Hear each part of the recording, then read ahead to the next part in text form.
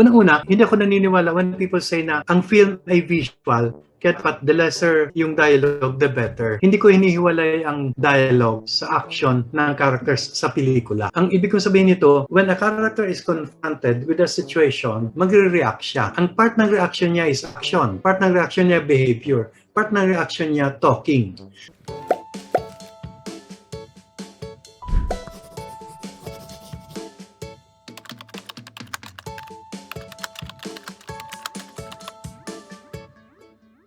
Talking for me is action. So, pwede akong magsalita. Ang salita ko, gagamitin ko para panampal, pangsaksak, pangsidus, panggulat, and so on. The way na pwede rin naman yung haplos ng kamay ko, pangsidus, panggulat, panakot. So, pareho lang siya ng function. Action siya. Reaction. So, paano ko gagawin na yung dialogue ko hindi expository o hindi useless or irrelevant? Kailangan may motivation siya. Kung may motivation yung dialogue ko, kung may motivation yung character para kumilos, at ang gagawin niya is action na manaksak or manaksak through words, pero kung sincere at totoo yung motivation, then I don't think it's expository. Then I think it is important. And that's the only way the character is going to react. Yun ang paraan niya ng pagkilos. So, kailangan lang may motivation yung character para sabihin ang kailangan niyang sabihin. Marami tayong napapanood na sabi natin, expository, kasi ang motivation hindi galing sa loob ng character. Ang motivation para ipaliwanag sa audience yung kailangan mapaliwanag o kailangan may cute lines na masabi, pero wala namang motivation na galing sa loob ng character yung linya. So, sa akin, hindi magandang dialogue yun. Pero the moment na justified siya, then it can be good.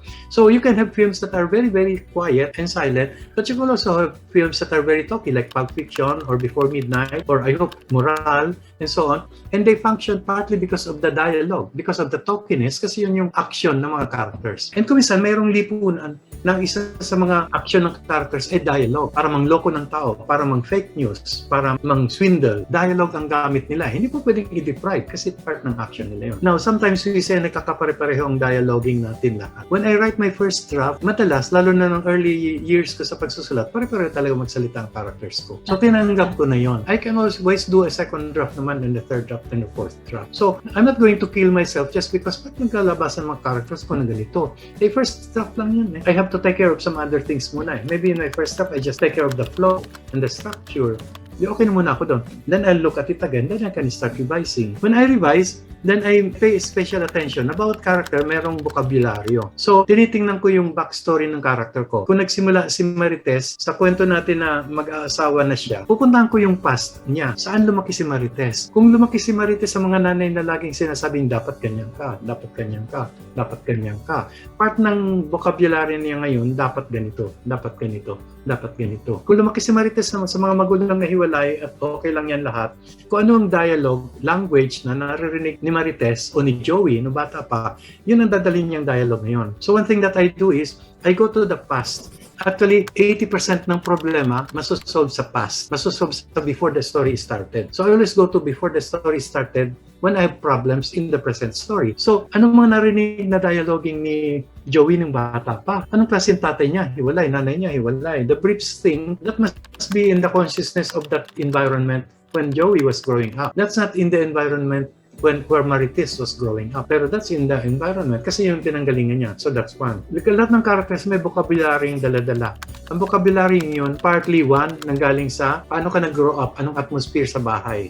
Two, yung vocabulary yung dala-dala mo, saan ka nag-aral, anong course mo. Kung nag-aral siya ng law, pag nagsalita siya ngayon, may vocabulary siyang legalistic, legal. Kung ang parents niya, mga doktor, meron siya ngayong vocabulary tungkol sa healing, tungkol sa being compassionate, maybe, tungkol sa anong sakit niya, tungkol sa being scientific. May ganun siya agad na thinking and vocabulary because ganun yung parents niya. In short, ang vocabulary niya dictated sa consciousness niya at klase ng mundo at consciousness ng mundo ng growing up niya. Dala-dala niya yun ngayon. So kung lumaki siya ng mga parents niya ay mga makaluma at conservative nung bata pa, pag laki niya, ang lengguwahe niya makaluma rin. Kasi yun ang consciousness niya. So may dala-dala siyang vocabulary na nanggaling sa past. So I do not solve it sa present. I solve it sa past. Anong dala niya? Anong kinalakan? Kung pinalaki niya siya ng dalawang lesbian na lawyer, the way he talks nung mulang age 3 hanggang age 15, the way he talks, na-impluwensya ng consciousness niya at ang vocabulary niya nung dalawang lesbian na nagpalaki sa kanya na parehong lawyer. At yung thinking niya sa love, na-impluwensya na. Either totally she will be for it or nagre-rebelde siya noon sa dalawang lesbian, so she will be totally against. Yung consciousness niya magdidictate sa vocabulary niya ngayon. So may dala-dala siya. When I do my second draft, I am conscious about that na. Lawyers yung parents niya. So dapat ang dialoguing niya may ganito, may ganito. So ang dialoguing ni Marites sa pelikula, marami mga dapat ganyan. Mali yan eh. Hindi ka dapat ganyan eh. Uutang ka sa akin, napunta ang pera mo. Sa asawa ko yung pera eh. Puro may harang ang kanyang lines ni Marites. Because ganun siya lumaki at nag-asawa siya na may harang din. Kaya ganun ang mga reaction niya kina Cathy, kay Joey, pag hihingi utang ng pera. Dapat ganito eh. Dapat ganito. Uuwi na ako kasi asawa ko ganito eh. Naku, mag-ano pa ako eh. Huwag mong basahin yung tula ko kasi ganito eh. Puro siya mga huwag. Kasi pinalaki siyang huwag. Pero si Joey, hindi siya pinalaking huwag. So, susugod siya doon sa guy maski na in the middle of the night para silipin sa bintana. Pupunta siya sa ganito, manliligaw siya sa guy, magnanakaw siya sa ganito. Puro siya mga walang huwag. So ang dialoguing niya, puro walang huwag. Kaya pag nandun siya sa psychiatrist's office at may nagsabi ng huwag, walang sigarilyo, magwawala siya. Pero kung si Marites ang nandun sa psychiatrist's office at sinabihang walang sigarilyo, sanay si Marites sa dialoguing na wala, na huwag, na hindi dapat. Hindi magwawala si Marites. So nag-iiba dahil sa past. So I am very conscious about that. And then third, I'm very conscious that we have a device that we call mirroring. People mirror. In moral, Mrs. Torres is a mirror of Joey. So yung dialoguing nila is slightly pareho. Pareho silang buhagag ang bag na nandun nakalagay. Pareho silang magulo ang buhay. Pareho silang naghahanap ng sigarilyo. Pareho silang panic time walang sigarilyo, etc. etc. So they mirror. Inuulit lang niya si Joey. So pati pagsasalita, rhythm etc. I was conscious na mirror ito. Pati yung alis na ako ni Joey dun sa psychiatrist, alis na ako, hindi na ako babalik dito. Then nakalimutan yung bumalik, then umalis. Ito naman si Mrs. Torres, alis na ako, sabihin nila late na naman ako.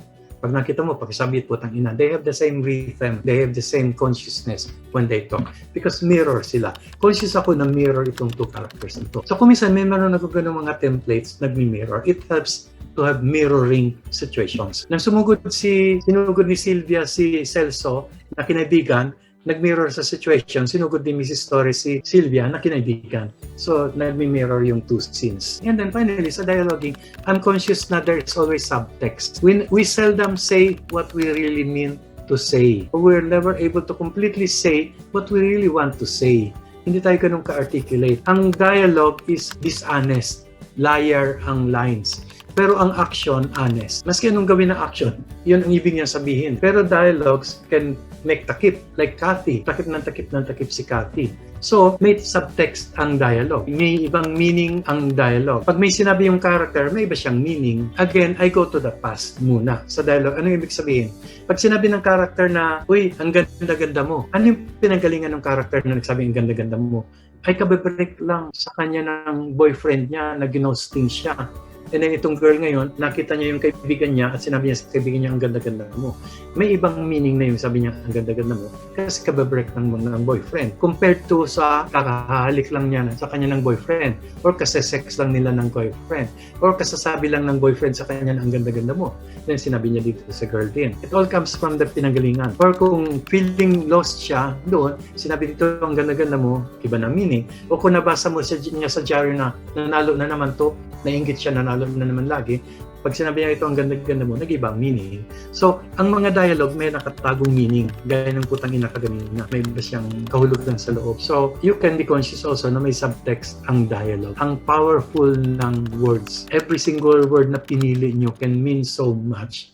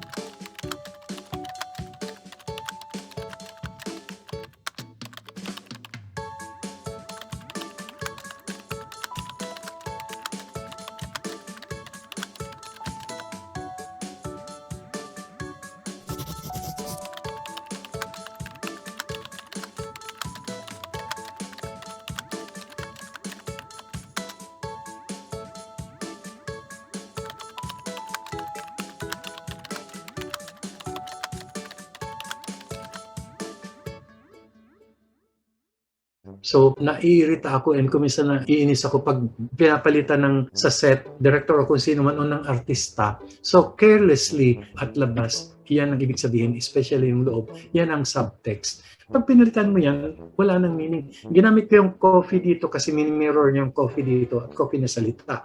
Tinanggal mo yun dito, no, wala na yung meaning ng dalawang coffee na nag-mirror. So yun, so precious yung salita. So if you want to be a writer, even if you want to be a writer for film, you have to be a writer. You cannot say, papasok ko naman yung script at i-shoot naman yan, visual naman yung film, hindi naman yung novela na babasahin. You're still writing using words. So you still have to have respect for words. So you have to train yourself as a writer. You have to keep reading and reading and writing because you're writing, you're using words, especially sa dialogue. And then finally, aside from subtext, there's what we call negative space. Sometimes we say more by not saying anything or not saying that much.